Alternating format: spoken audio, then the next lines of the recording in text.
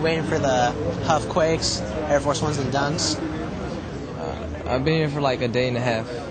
But I waited in line physically since, I would say, Wednesday morning. I want to help them out. Like, I want to, give them a bed or something like that. I feel really bad that they have to wait.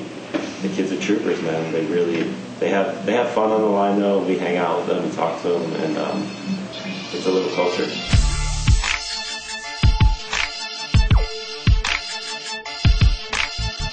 Every shoe tells a story about the legends that rocked them. Bobby Jones was a 6'10" Greyhound, man. Dunk on you most of the time. The fans who caught them. Nike Blazer, 1973. And the artists that created them. Put a little jazz in it, a little red, a little blue, And the kicks that created a culture. It was because it was what we needed. We needed those basketball sneakers that were cool enough to wear in the street.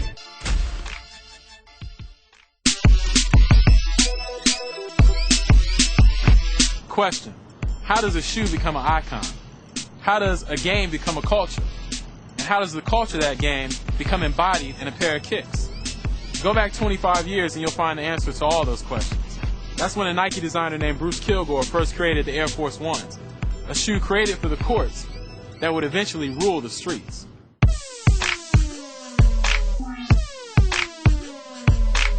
I think because of when the time period the Air Force One came out, 25 years ago, and the development of hip-hop and the hip-hop culture, the Air Force One became this staple icon shoe. So many different elements were happening at the time that it was made. One major thing was hip-hop music that embraced it, and you could almost say that if hip-hop didn't survive, the Air Force One might have not survived either. Urban culture made them the freshest sneakers in the world. Because inner city kids dictate what fashion is amongst kids, they just started to pick up and go crazy. Today's kid doesn't collect baseball cards. It's, I'm going to collect the newest, rarest shoe. People spend a lot of money on art, and I equate art to sneakers often.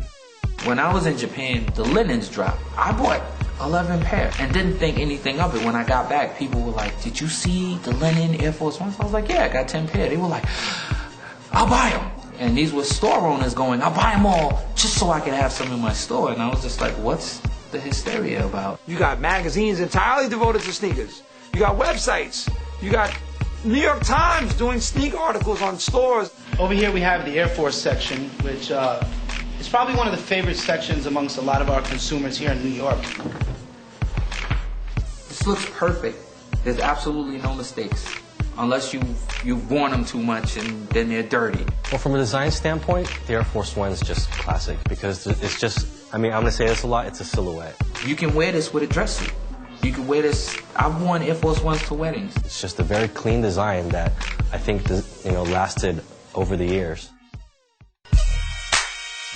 By the mid-'80s, the AF1 was a staple of ball players and urban players alike. MCs who rhymed on the corners were rocking ones. And the cats who rocked rims wore them too. And then when it comes to playground style and sneaker culture and all these other things that have been born out of the parks, the asphalt, we call it hallowed ground. I'm coming out for jump ball. They call my name out. Got my Air Force Ones on, and everybody in the stands know, wow, them Air Force Ones. He must can play if you got Air Force Ones on. You had to have unbelievable skills in order to survive it, especially to be known later on as a legendary basketball player. I played on Elm Court teams and citywide basketball teams, and it was just a great shoe to play basketball in. The problem was you gave it to some inner city kids, and we thought they were cooler than your average sneakers. So it was like, oh wow, those are great for basketball. But damn, it looks cool with that strap hanging. Today, the Air Force One is a canvas, like soul expression. 1,700 different styles, 1,700 different ways to stay laced. Because we used to cut up our sneakers. We cut off the logo and cut off the stripes. And, we didn't want to just accept what the sneaker companies gave to us because it wasn't enough. I mean, back then in the 70s, it wasn't like new colors were coming out once a month. New colors were coming out once a year. I grew up in the 70s and I wore my shoes So they were absolutely done worn. And the one thing that, you know, my mom, my brothers and all that, they were like, well, you could just change your laces and make them dope, you know, hip them up. Somebody had a crazy lace job, boom. Next thing, what do? You start drawing on your shoes.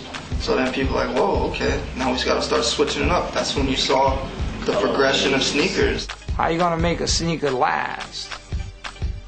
Alright, well, first, you can dog it out, because we were ball players, so it's kind of hard to save our sneakers. So you paint it, give it a new light. When I had the Air Force One in 83, 84, my Lower Merion Aces, everybody on my squad got Air Force Ones in burgundy and gray, because that's the first color. So now I paint my stripe burgundy. Now I'm the only kid on the squad with burgundy sneakers.